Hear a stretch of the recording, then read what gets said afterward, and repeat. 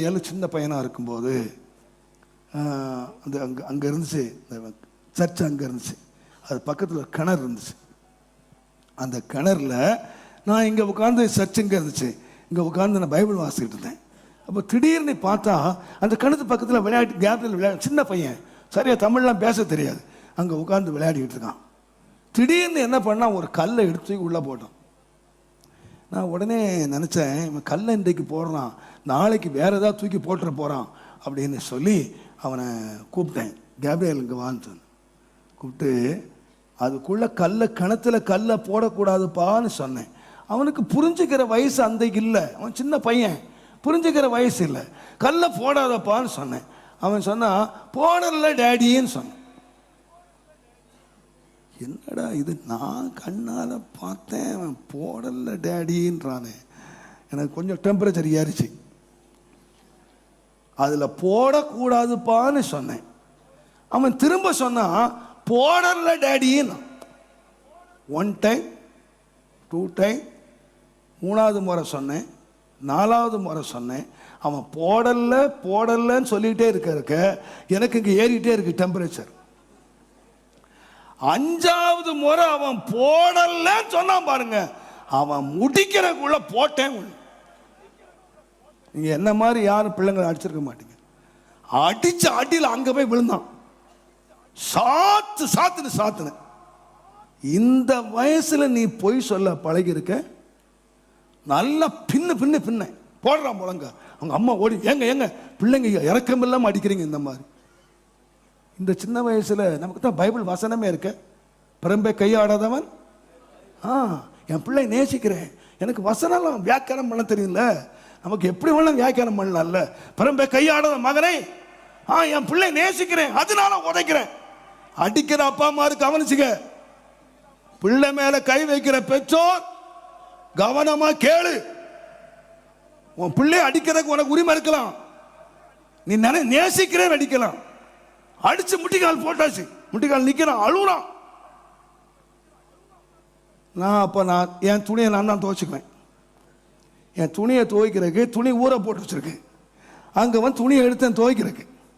பின்னால் சத்தம் கேட்டுச்சு, நீ ஒரு பொய்யுமே சொன்னது இல்லையா, நான் எடுக்கட்டுமா பெரம்ப, நான் எடுக்கட்டுமா, நீ ஒரு பொய்யும் சொன்னது இல்லையா. தலைகீழ் அப்படியே துணியோட விழுந்தேன், கீழே துணியோட விழுந்தேன். கத்துனேன் ஆண்டவரை பார்த்து, ஆண்டவரே இந்த சின்ன பொய்க்கு நான் அவனை உதைச்சி மிதிச்சு சவுட்டிட்டேன். நான் சொன்ன பொய்க்கெல்லாம் பெரம்பை எடுத்தான், எலும்பு ஒன்று இருக்காது எனக்கு. கத்துனேன், கதறினேன், என்னை மன்னியும். இன்றைக்கி என் பிள்ளைங்க பந்திய சுற்றில் ஒலிவ மர கன்றுகளை போல இருக்காங்க. அடித்ததுனாலையா? அறியாமல் உள்ள காலம் அடித்தேன், என்ன நான் திருத்தினேன். என் பிள்ளை தப்பு செய்யும்போது நான் தப்பு செய்தானே அந்த தப்பு, அந்த மிஸ்டேக் நான் பண்ணனா, வசனத்தை வச்சு என்ன ஆராய்ஞ்சு பார்த்தேன், என்ன சரிப்படுத்த என் பிள்ளைங்க சரியாயிட்டாங்க. இன்றைக்கு என் பிள்ளைங்க எல்லாருக்கும் ஆசீர்வாதமா இருக்காங்க. இன்றைக்கு என் பிள்ளைங்க என் பந்திய சுற்றில இருக்காங்க. என் பிள்ளைங்க என்னை கனி கொடுத்துக்கிட்டு இருக்காங்க. என் பிள்ளைங்க எனக்கு ஆசீர்வாதமா இருக்காங்க, என் வேதனையா இல்லை. நீங்க நினைச்சுக்காதீங்க, என் பிள்ளைகளை நேசிச்சு அடிச்சதுனால இல்லை, என் பிள்ளைங்களை நேசிச்சு என்ன திருத்தினேன். ஒவ்வொரு காரியத்திலையும் வசனத்தை வச்சு என் வாழ்க்கையை திருத்த என்ன திருந்திடுச்சுன்னு கேட்டீங்கன்னா, என் மனைவி திருந்திட்டாங்க, என் பிள்ளைங்க திருந்திட்டாங்க, எங்க வீடு ஒரு அழகான தோட்டமா மாறிடுச்சு. மிஸ்டர் கவனிச்சுங்க, நீங்க நினைச்சிடாதீங்க பிள்ளைங்களை உதைச்சிட்டா சரி பண்ணிடுவானே.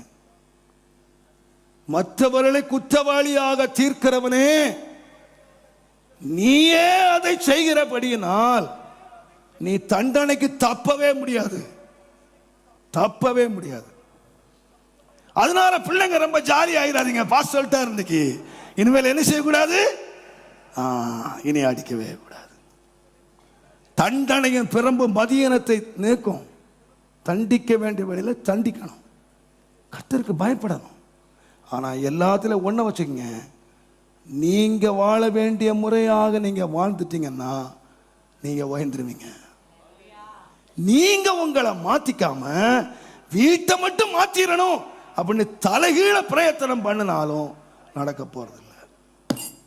கர்த்தர் உங்க வாழ்க்கையில வசனம் கிரியை செய்தா, உங்க வாழ்க்கையில மாத்திச்சா,